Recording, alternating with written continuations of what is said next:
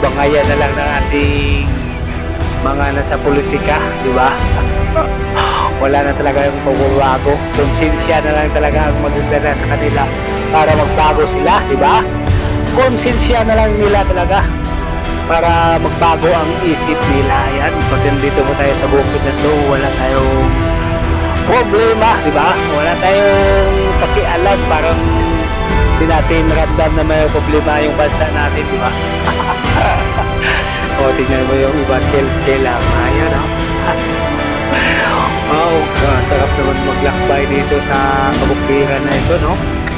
Matatapos lang na ani, pero ngayon, no? Yung kabila, malinis na naman. Pagtanim na naman sila. Ayan, shout out sa mga taga Mindoro dyan. Ayun, nalipad na yung sombrero ni Justin. Ayan. Ayun, ay sarap talaga mag-enjoy dito sa Mindoro na ito. Ang labad na mga palayan, no? Sa kabila ng malapad na palayan, pero nagugutom pa rin ang tao, ano? Nagugutom pa rin.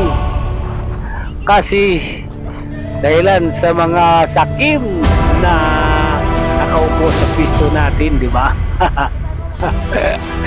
Gusto pa nila baratin yung mga palay ng magsasaka, di ba? Yan, kasi wala talaga ng pag-asinso kasi sa mga taong ganito na ang takbo ng ating mundo. Pagulo na talaga. Ayan, wala nang kakontentuhan ng tao, kundi mangurakot na lang ang nakaupo sa ang nakaupo sa ating pwesto, di ba? Mabosing.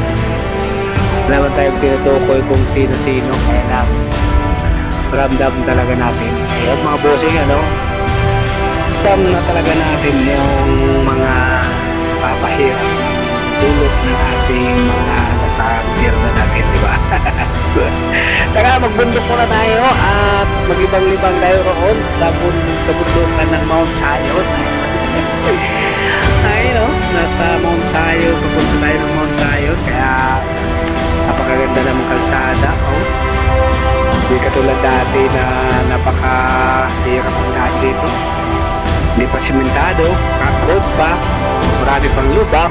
Ayan, katulad ngayon na napakaganda talaga ng kalsada dito. Sarap naman talaga umuwi pag ganito, no? Masarap umuwi at tumambay at pagpakasyon sa lugar na ating kinalakihan, di ba? Mga bote.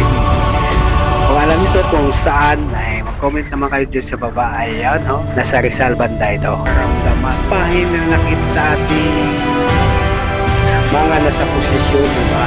Kung sino-sino man sila ay sana mararamdaman din nila na mayroong sigin sila ng kanila konsensya para maibsa naman yung nila. Para mabawasan naman yung nila sa sarili nila, para magkakaroon naman sila ng takot. Ayun, para makonsensya naman sila talaga. Dapat lang na makonsensya sila sa ginagawa nila, kasi maraming naapektuhan nila, maraming naapektado talaga sa ginagawa nila, pati yung opposition at kontra-opposition nagkakabangayan na. Hindi na talaga sila magkakasundo dahil sa kaba ng bayan. Hindi na lang talaga sila magkakaisa. Ayun, mga bossing, ganon talaga pag nasa pagtira ng pinag-uusapan, kahit sino na lang, basta pira pag-uusapan ay naiba ang takbo ng ating mundo, di ba? Ang takbo ng isip ng tao pag pira ang pinag-uusapan, di ba? Kahit ikaw pa ay isang relihiyoso, ayun, di ba? Kuya na lang kung may takot ka sa taas, kung may takot ka sa taas, hindi mo magawa yung mga bagay na hindi ka dapat dapat, di ba? Kasi natatakot kang parusahan sa pagdating ng araw, di ba? Ayun o, ganda-ganda ng palayan na Occidental Mindoro. Grabe. Oh, patanim na naman sila. Sana sana tumama naman yung natin sa taong ito, di ba? Para magiging ganda naman sa punong buhay, di ba? Sana walang tuyot na mangyayari. Yan ang panalangin ko sana. Panalangin ko yan sa inyo. Ako nakakabaho sa nakakayaan. Dito na po tayo sa Mount Zion, Mabakit.